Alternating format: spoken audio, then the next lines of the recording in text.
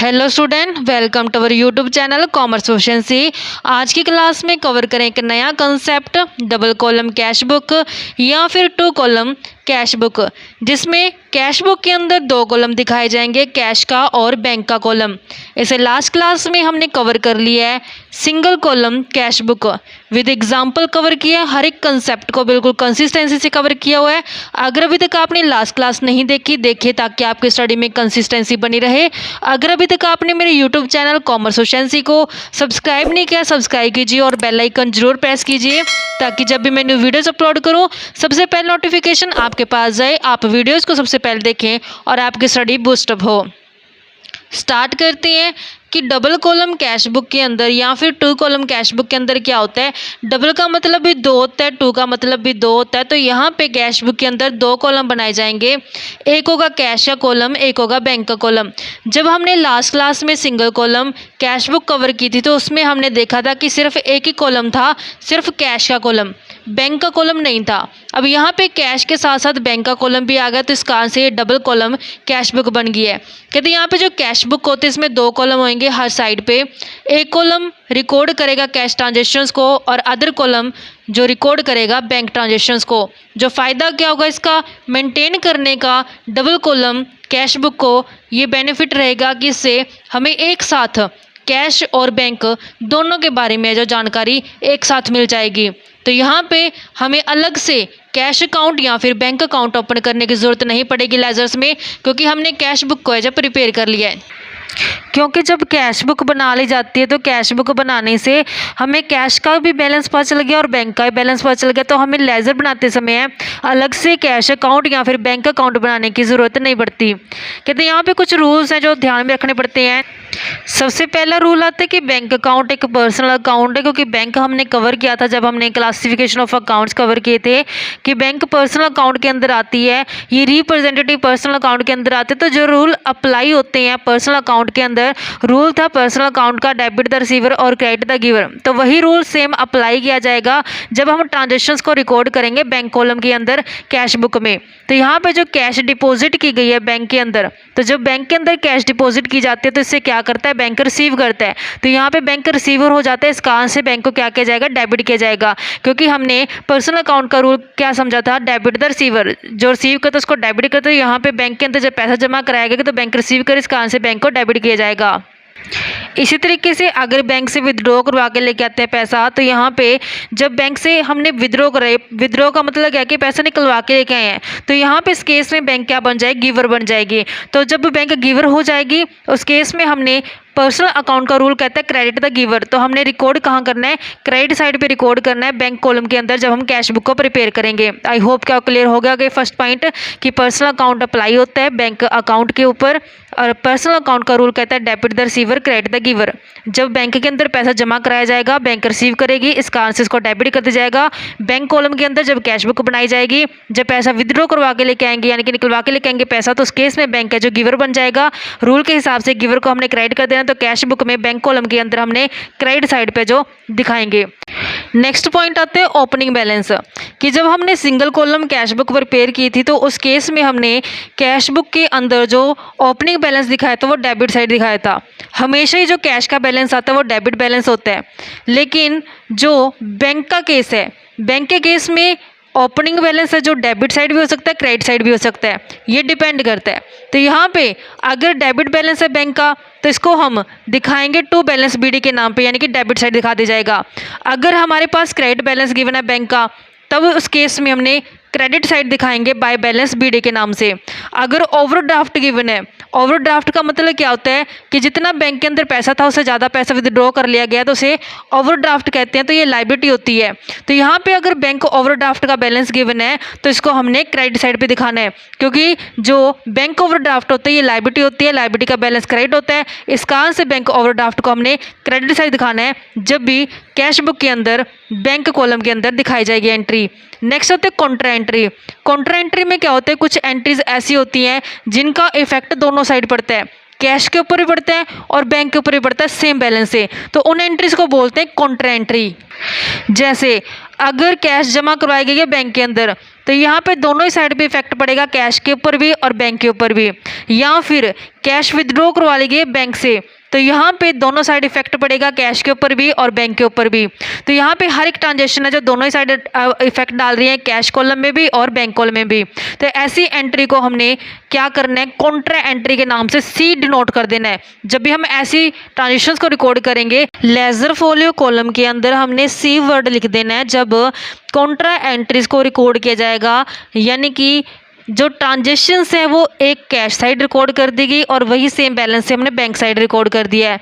तो जब transactions same amount से इफेक्ट डाल रहे हैं, कैश के ऊपर भी बैंक के ऊपर भी, यानी कि हमने कैश कॉलम के अंदर भी रिकॉर्ड कर ली वही ट्रांजेक्शन की अमाउंट और वही ट्रांजेक्शन की अमाउंट है जो बैंक कॉलम के अंदर रिकॉर्ड कर ली, तो ऐसी एंट्रीज के सामने सी वर्ड है जो लेजर फोलियो कॉलम के अंदर जरूर दिखाया जाएगा। नेक्स्ट आते हैं कैश डिपॉजिट इनटू बैंक। जब बैंक के अंदर कैश जमा करा के आते हैं, इससे बैंक का बैलेंस बढ़ जाता है और कैश का बैलेंस कम हो जाता है, तो जिसका इफेक्ट होता है वो कैश कॉलम के ऊपर ही पड़ रहा है और बैंक कॉलम के ऊपर ही पड़ रहा है। जो अमाउंट है सेम ही अमाउंट हम रिकॉर्ड करते हैं, डेबिट साइड भी और क्रेडिट साइड भी।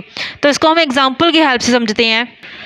एग्जाम्पल ले लेते हैं, इफ़ वी डिपॉजिट, कि अगर हमने डिपॉजिट करवा दिए 2000 रुपये इनटू बैंक के अंदर, अगर 2000 रुपये बैंक के अंदर जमा कराए गए हैं तो यहाँ पे बैंक बैलेंस बढ़ गया और वहीं पे कैश बैलेंस कम हो जाएगा। बैंक जो आर्टिफिशियल पर्सनल अकाउंट के अंदर आता है, रूल कहता है डेबिट द रिसीवर। तो जब बैंक के अंदर पैसा जमा कराएंगे तो बैंक रिसीव करेगा, इस कारण से एंट्री क्या की जाएगी, बैंक अकाउंट डेबिट हो जाएगा। जब हम कैश जमा करा के आते हैं तो कैश जाता है, कैश रियल अकाउंट के अंदर आता है, रियल अकाउंट का रूल कहता है क्रेडिट व्हाट गोज आउट, जो चीज़ चली गई उसको क्रेडिट कर देंगे। तो कैश जा रहा है, इस कारण से कैश अकाउंट को क्रेडिट कर दिया। तो यहाँ पे अमाउंट 2000 से रिकॉर्ड कर ली। तो जब हम डबल कॉलम कैश बुक बनाएंगे तो उसके अंदर कैसे रिकॉर्ड करेंगे समझते हैं।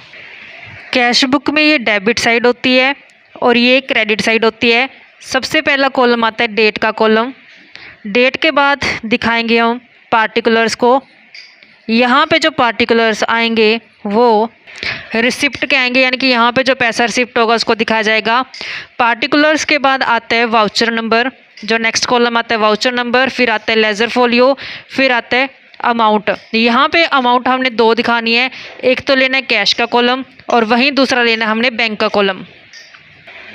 इसी तरीके से हमने क्रेडिट साइड पे भी सबसे पहले कॉलम बनाना है डेट का, फिर आएंगे पार्टिकुलर्स, लेकिन यहाँ पे जो पार्टिकुलर्स दिखाएंगे वो दिखाए जाएंगे पेमेंट के, यानी कि जो पैसा पेमेंट किया जाएगा वो यहाँ पे आ जाएगा। उसके बाद आता है वाउचर नंबर, देन आता है लेजर फोलियो, फिर उसके बाद दिखाया जाएगा कॉलम कैश का, फिर उसके बाद बैंक का कॉलम आ जाएगा। तो यहाँ पे इस ट्रांजेक्शन को हम कैसे रिकॉर्ड करेंगे, बैंक डेबिट है तो हमने डेबिट साइड लेनी है, opposite name to cash account के नाम से। तो यहाँ पे opposite name to cash account के नाम से दिखाएंगे, लेकिन बैंक कॉलम के अंदर 2000 दिखाएंगे, बैंक कॉलम के अंदर 2000 दिखा दिए। यहाँ पे कैश क्रेडिट है तो हमने क्रेडिट साइड लेना है, अपोजिट नेम बैंक अकाउंट, तो यहाँ पे बाय बैंक अकाउंट के नाम से लिखेंगे, लेकिन कैश कॉलम के अंदर 2000 यहाँ पे पोस्ट कर देंगे। तो यहाँ पे लेजर फोलियो के अंदर हमने सी डिनोट कर देना है, ऐसे इसके सामने भी लेजर फोलियो के अंदर सी डिनोट कर देना है कि एंट्री क्या है, कॉन्ट्राडिक्ट एंट्री है कि हमने सेम अमाउंट है जो दोनों साइड शो किया, डेबिट साइड भी और क्रेडिट साइड भी। यहाँ पे इस कारण से इसका आगे सी वर्ड है जो लगाया गया है। नेक्स्ट पॉइंट आता है कि अगर कैश विदड्रॉ करवा के लेके आए हैं बैंक से ऑफिस यूज़ के लिए, तो जब कैश को हम बैंक से निकलवा के लेके आते हैं तो बिजनेस के अंदर कैश फ्लो होता है, यानी कि कैश बिजनेस में आ रहा है, जिससे कैश बैलेंस बढ़ जाता है। वहीं जब बैंक से पैसा विदड्रॉ किया जाता है तो बैंक बैलेंस कम हो जाता है। तो इसको कैसे रिकॉर्ड करें, एग्जाम्पल की हेल्प से समझते हैं। एग्जाम्पल लेते हैं कि इफ़ वी विदड्रॉ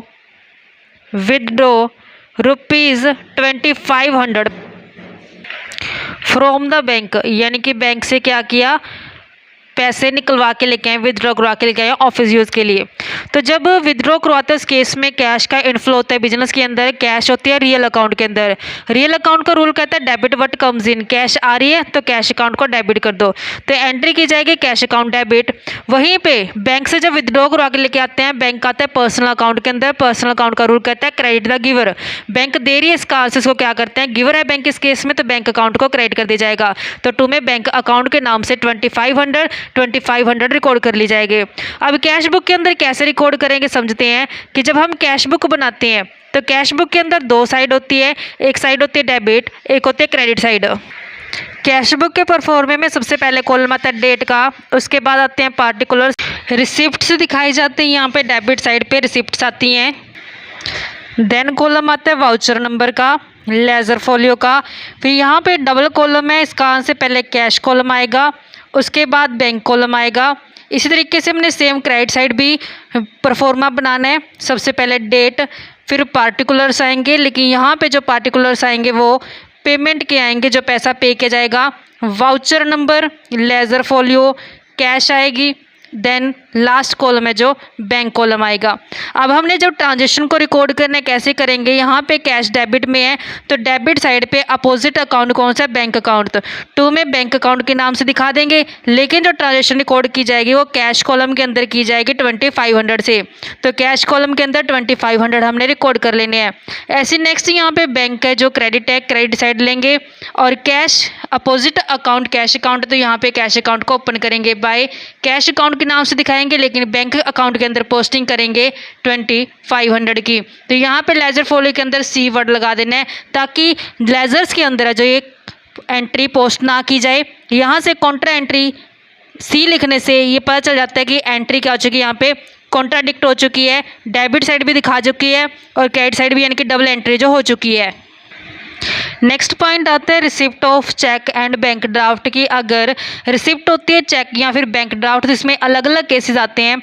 सबसे पहला केस आता है चेक रिसीव हुआ कस्टमर से और डिपॉजिट करवा दिया गया बैंक के अंदर सेम डे को, यानी कि जिस दिन चेक रिसीव हुआ कस्टमर से उसी दिन है जो बैंक के अंदर जमा करवा दिया गया। तो यहाँ पर जो एंट्री एंटर की जाएगी वो बैंक कॉलम के अंदर की जाएगी डेबिट साइड पे, क्योंकि इस केस में अगर हम जर्नल रिकॉर्ड करते हैं तो कैसे करते हैं, बैंक अकाउंट डेबिट किया जाता है, टू में कस्टमर्स पर्सनल अकाउंट के नाम से एंट्री रिकॉर्ड करते हैं, कस्टमर पर्सनल अकाउंट, ये एंट्री हम रिकॉर्ड करते हैं अगर कस्टमर से चेक मिलता है और उसको इमीडिएटली बैंक के अंदर जमा करा दिया जाता है।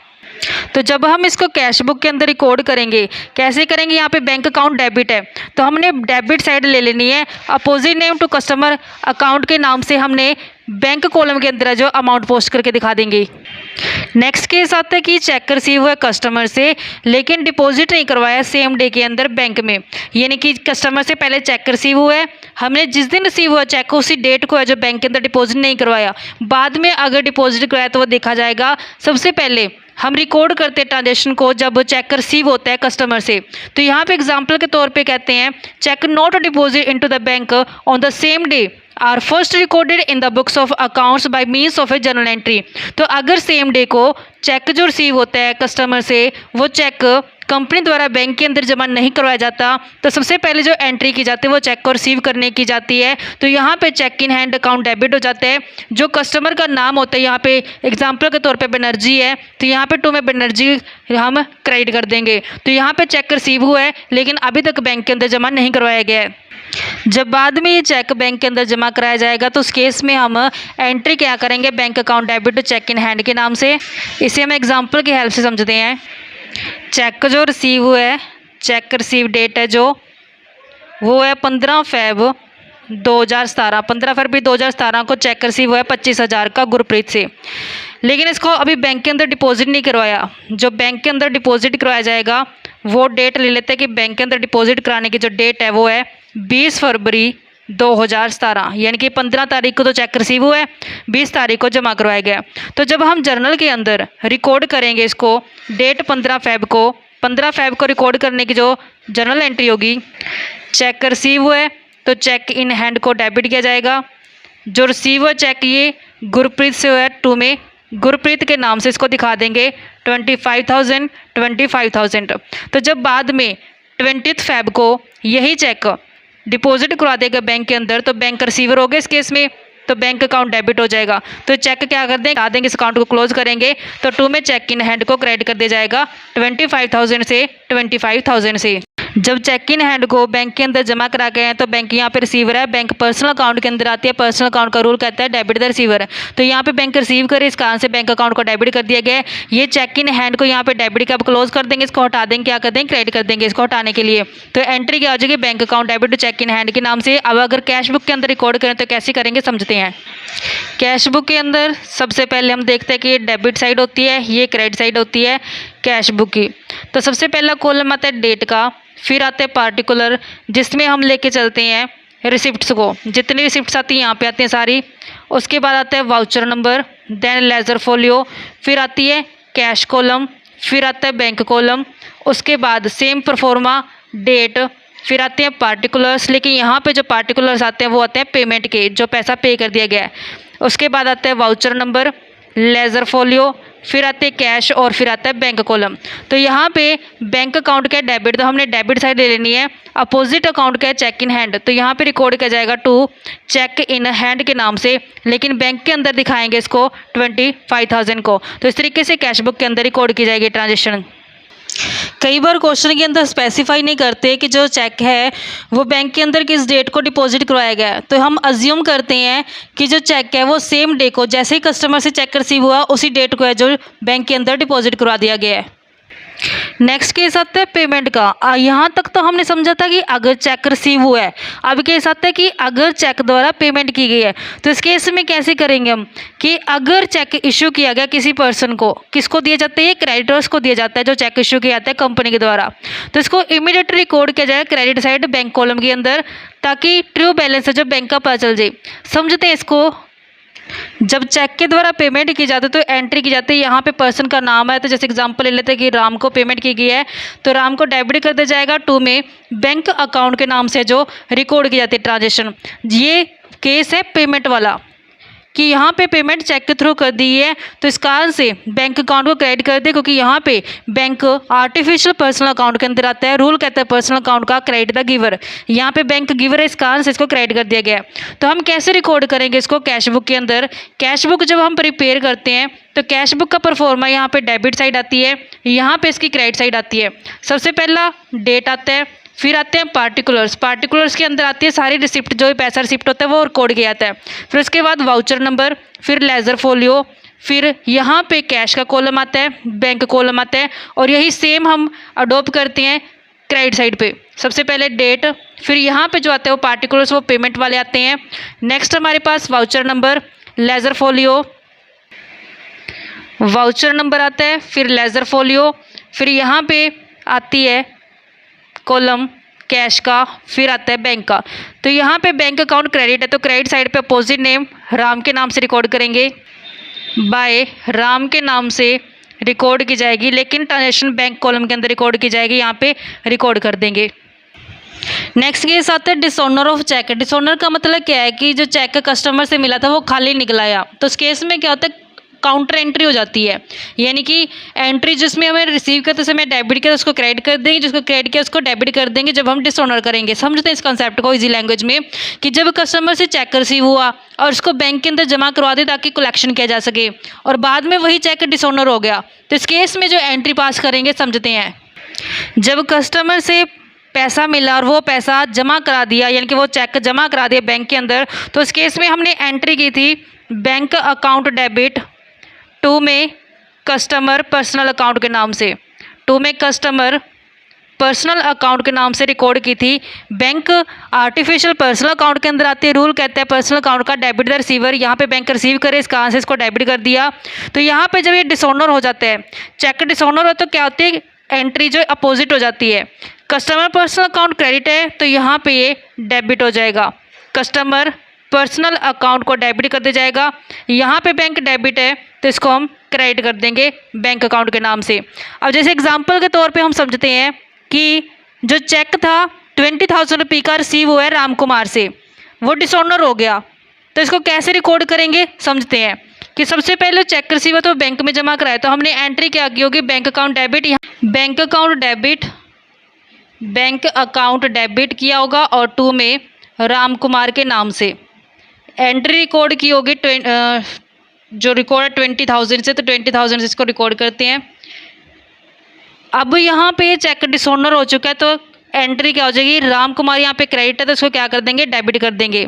तो राम कुमार डेबिट कर दिया जाएगा और यहाँ पे बैंक डेबिट है तो यहाँ पे बैंक क्रेडिट कर दी जाएगी टू बैंक अकाउंट के नाम से 20,000 और ये 20,000 से। अब यहाँ पे कैश बुक के अंदर कैसे रिकॉर्ड करेंगे, कैश बुक का जो परफॉर्मा होता है ये डेबिट साइड होती है, ये क्रेडिट साइड होती है। हमने यहाँ पे देखा बैंक किस में, क्रेडिट साइड पे पड़ी है, तो हम सिर्फ इसका जो मैं आपको क्रेडिट साइड वाला परफॉर्मा समझाती हूँ क्या होता है। सबसे पहले आता है डेट, फिर आते हैं पार्टिकुलर्स। यहाँ पे पार्टिकुलर्स के अंदर जो आता है वो आता है पेमेंट का अमाउंट, फिर आते हैं वाउचर नंबर, लेजर फोलियो, फिर आती है कैश का कॉलम और लास्ट में आता है बैंक का कॉलम। ये मैंने सिर्फ आपको क्रेडिट साइड समझाई है, ऐसे सेम यहाँ पे डेबिट साइड भी होता है। तो यहाँ पे कैसे एंट्री रिकॉर्ड करेंगे, बैंक अकाउंट क्रेडिट है तो हमने क्रेडिट साइड ले लेनी है। अपोजिट नेम राम कुमार, तो 2 में राम कुमार के नाम से यहाँ पे दिखा दिया जाएगा, लेकिन बैंक कॉलम के अंदर 20,000 पोस्ट कर दिए जाएंगे। नेक्स्ट केस आते हैं कैश डिस्काउंट। कैश डिस्काउंट में जो एंट्री होती है डिस्काउंट की वो हो जाती है जनरल प्रॉपर के अंदर, लेकिन जो एग्जैक्ट अमाउंट आफ्टर डिस्काउंट करके आती है वो जाती है कैश बुक के अंदर। जैसे एग्जांपल के तौर पे 5,000 रिसीव करने थे, उसमें सिर्फ 4,800 रिसीव हुए हैं, तो यहाँ पे 200 कम रिसीव हुए हैं, तो मतलब कि डिस्काउंट अलाउ कर दिया गया है। डिस्काउंट अलाउ कैसे रिकॉर्ड करेंगे इसको समझते हैं। एग्जाम्पल कहते हैं कि 5,000 रुपये लेने थे, उसमें सिर्फ 4,800 रुपये मिले हैं, तो यहाँ पे 200 रुपये कम मिले हैं, 200 का क्या कर देगा, डिस्काउंट अलाउ कर दिया कंपनी के, क्योंकि यहाँ पे पैसे रिसीव हो रहे हैं। तो इसकी एंट्री कैसे रिकॉर्ड करेंगे, जो 4,800 है ये तो जाएगा कैश बुक के अंदर, लेकिन जो 200 का डिस्काउंट है ये जाएगा जर्नल प्रॉपर के अंदर। जर्नल प्रॉपर के अंदर इसको रिकॉर्ड कर देंगे। तो कैसे रिकॉर्ड करेंगे, जब इसको कैश बुक के अंदर रिकॉर्ड करें तो रिसीव हो रहा है, तो हमने रिसीव करने की एंट्री कैसे करते होते हैं कि यहाँ पे चाहे वो कैश हो चाहे वो बैंक हो, जब रिसीव होता हो क्या कहते हैं, डेबिट किया था उसको। अगर ये कैश है तो कैश के नाम से दिखाएंगे इसको, अगर ये बैंक है तो बैंक के नाम से इसको दिखाएंगे। डेबिट हो जाएगा। 2 में किससे रिसीव हो रहे हैं, यहाँ पे जो एग्जांपल दिया गया है कि जो ये पैसे रिसीव हुए हैं, मान लेते हैं कि इसका जो पर्सन का नाम है वो लेट कर लेते हैं युवराज सिंह है, तो यहाँ पे युवराज सिंह का नाम आ जाएगा। तो जो एग्जैक्ट अमाउंट रिसीव हुई यहाँ पे कितनी है, आफ्टर डिस्काउंट 4,800, तो ये तो जाएगी कैश बुक के अंदर। अब जो ये हमारे पास 200 का डिस्काउंट है ये जाएगा जनरल प्रॉपर के अंदर। तो जनरल प्रॉपर के अंदर कैसे रिकॉर्ड करेंगे, डिस्काउंट नॉमिनल के अंदर आते हैं, नॉमिनल अकाउंट का रूल कहते हैं एक्सपेंसेस और लॉसेज को डेबिट कर देना है, तो इस कारण से डिस्काउंट अलाउड अकाउंट डेबिट हो जाएगा। और 2 में किसको दिया गया डिस्काउंट, युवराज सिंह को, तो 2 में युवराज सिंह को क्रेडिट कर दिया जाएगा। तो यहाँ पे डिस्काउंट 200 का है, 200 का रिकॉर्ड कर दिया जाएगा। ये ट्रांजैक्शन रिकॉर्ड की जाएगी कैश बुक के अंदर। कैश बुक जब बनाते हैं तो यहाँ पे कैश बुक एक डेबिट साइड होती है, ये क्रेडिट साइड होती है। तो यहाँ पे जो ये एंट्री है, ये एंट्री किस चीज़ की, रिसिप्ट की, तो रिसिप्ट कहाँ आती है, डेबिट साइड पे। तो यहाँ पे रिसिप्ट का हम बनाते हैं परफॉर्मा, सबसे पहले डेट आती है, फिर आते हैं पार्टिकुलर जिसमें हमने रिसिप्ट दिखानी होती है, उसके बाद आता है वाउचर नंबर, फिर लेजर फोलियो, फिर उसके बाद कैश का कॉलम आता है और फिर बैंक का कॉलम आता है। ऐसे सेम यहाँ पे क्रेडिट साइड पे फॉलो करते हैं, लेकिन मैं सिर्फ आपको रिसिप्ट का दिखाती हूँ क्योंकि यहाँ पे हमने जो अमाउंट की एंट्री की है वो रिसिप्ट की एंट्री की हुई है। कैश और बैंक अकाउंट यहाँ पे डेबिट है, तो हमने डेबिट साइड लेने कैश बुक की, अपोजिट नाम क्या आएगा, युवराज सिंह। तो यहाँ पे पोस्ट कैसे की जाएगी, 2 में युवराज सिंह के नाम से पोस्ट कर दिया जाएगा। अगर अमाउंट है कैश का तो कैश के आगे पोस्ट कर दिए जाएंगे, अगर अमाउंट है बैंक का तो बैंक के आगे पोस्ट कर दिया जाएगा। तो यहाँ पे डिपेंड करते हैं कि मान लेते हैं कि जो यहाँ पे पैसा रिसीव हो कैश में रिसीव हुआ है, तो यहाँ पे हमने एंट्री कैसे करनी है, cash account debit to Yuvraj Singh के नाम से। तो इसको एंट्री को कैसे रिकॉर्ड करेंगे, कैश अकाउंट डेबिट है तो 2 में युवराज सिंह के नाम से कैश के अंदर हम पोस्ट कर देंगे 4,800 से। इस तरीके से हमारे पास डिस्काउंट अलाउ का केस बनता है। नेक्स्ट आता है बैलेंसिंग। अगर बात की जाए कैश बुक के अंदर कैश कॉलम की, तो कैश कॉलम में जो हमेशा रिसिप्ट साइड ज़्यादा आएगा पेमेंट साइड से, क्योंकि एक बिजनेसमैन कभी भी रिसिप्ट से ज़्यादा पेमेंट नहीं कर पाता। इस कारण से जो बैलेंस आता है कैश बुक के अंदर कैश का, वो बाय बैलेंस सीडी के नाम से दिखाया जाता है जब रिसिप्ट साइड ग्रेटर होती हैं पेमेंट साइड से। लेकिन बैंक के केस में क्या होता है, बैंक के केस में जो क्लोजिंग बैलेंस है वो डेबिट भी हो सकता है, वो क्रेडिट भी हो सकता है। दोनों पॉइंट को समझते हैं कि जब बच्चों हम कैश बुक बनाते हैं, कैश बुक जो बनाई जाती है उसमें ये डेबिट साइड होती है, ये साइड होती है क्रेडिट साइड। तो सबसे पहला कॉलम आता है डेट का, तो यहाँ पे डेट दिखाई जाती है फर्स्ट कॉलम के अंदर। फिर आते हैं पार्टिकुलर्स, यहाँ पे पार्टिकुलर्स के अंदर दिखाए जाते हैं जितनी भी रिसिप्ट्स होती है, यानी कि जितना पैसा रिसिप्ट होता है। फिर उसके बाद कॉलम आता है वाउचर नंबर का, फिर आता है लेजर फोलियो का, उसके बाद कॉलम आता है कैश का, फिर कॉलम आता है बैंक का। ऐसे सेम जैसे हमने यहाँ पे बनाया परफॉर्मा वैसे क्रेडिट साइड भी बनता है। सबसे पहले आती है डेट, फिर आते हैं पार्टिकुलर्स, लेकिन यहाँ पे जो पार्टिकुलर्स आते हैं वो आती है पेमेंट्स, यानी कि जितना ही पैसा पेमेंट किया गया सारा यहाँ पे आ जाएगा। फिर आते हैं वाउचर नंबर, फिर आते हैं लेजर फोलियो, फिर आते हैं कैश का कॉलम, फिर आता है बैंक का कॉलम। तो यहाँ पे कैश बुक के अंदर अगर बात की जाए कैश की, तो हमेशा जो कैश का डेबिट बैलेंस आएगा वो ज़्यादा आएगा एज़ कम्पेयर टू क्रेडिट, यानी कि रिसिप्ट हमेशा ज़्यादा आएगी कैश के केस में। यानी कि कैश के केस में हमेशा ही जो रिसिप्ट्स होंगी वो ग्रेटर होंगी किससे, एज़ कम्पेयर टू पेमेंट से, क्योंकि यहाँ पे एक बिजनेसमैन कभी भी रिसिप्ट से ज़्यादा पेमेंट नहीं करेगा, यानी कि डेबिट साइड ज़्यादा आएगी किससे, क्रेडिट साइड से। तो यहाँ पे जो बैलेंस आएगा कैश का वो कहाँ आएगा, क्रेडिट साइड पे आएगा, जिसे हम डेबिट बैलेंस के नाम से जानते हैं, क्योंकि ये बैलेंस जो आते हैं डेबिट साइड के ज़्यादा आने के कारण आता है। जो क्लोजिंग बैलेंस आएगा कैश का वो हमेशा क्रेडिट साइड आएगा, तो इसको बाय बैलेंस सीडी के नाम से दिखाया जाएगा। लेकिन अगर बात की जाए बैंक के बैलेंस की, तो बैंक का बैलेंस डेबिट भी हो सकता है और क्रेडिट भी हो सकता है। अगर बैलेंस इस साइड आ रहा है बैंक का, तो इसको दिखाया जाएगा बाय बैलेंस सीडी के नाम से। अगर बैलेंस आ रहा है इस साइड पे, तो इसको दिखाया जाएगा टू बैलेंस सीडी के नाम से। तो बैलेंस यहाँ पे आने का मतलब क्या है, बैंक ओवरड्राफ्ट का बैलेंस है ये। बैंक ओवरड्राफ्ट का मतलब क्या होता है कि जितना बैंक का पैसा था उससे ज़्यादा पैसा इस्तेमाल कर लिया कंपनी द्वारा, यानी कि जितने बैंक के अंदर पैसा जमा था कंपनी का उससे ज़्यादा पैसा क्या कर लिया कंपनी ने इस्तेमाल कर लिया पेमेंट के लिए। तो इस केस में जो बैलेंस आता है फिर वो बैंक ओवरड्राफ्ट का आता है, यानी कि जो ये बैलेंस किस कारण से है कि ये बैलेंस जो आया ये क्रेडिट साइड ज़्यादा आने के कारण है, कि यहाँ पे जो बैलेंस डिनोट करता है बैंक ओवरड्राफ्ट को, तो डिपेंड करते हैं कि बैंक बैलेंस है जो वो टू में भी आ सकते हैं और बाय में भी आ सकते हैं। तो इस तरीके से बच्चों हमारे पास ये कंसेप्ट बनता था। आई होप क्या वो क्लियर हो गया होगा। नेक्स्ट क्लास से इसके एग्जांपल्स कवर करेंगे। ऐसे ही रेगुलर क्लासेस के लिए आप मेरे यूट्यूब चैनल कॉमर्स प्रोफिशिएंसी को सब्सक्राइब, लाइक और शेयर करें। बेल आइकन जरूर प्रेस करें ताकि जब भी मैंने वीडियोज़ अपलोड करूँ सबसे पहले नोटिफिकेशन आपके पास जाए, आप वीडियोज़ को सबसे पहले देखकर आपकी स्टडी बूस्टअप हो।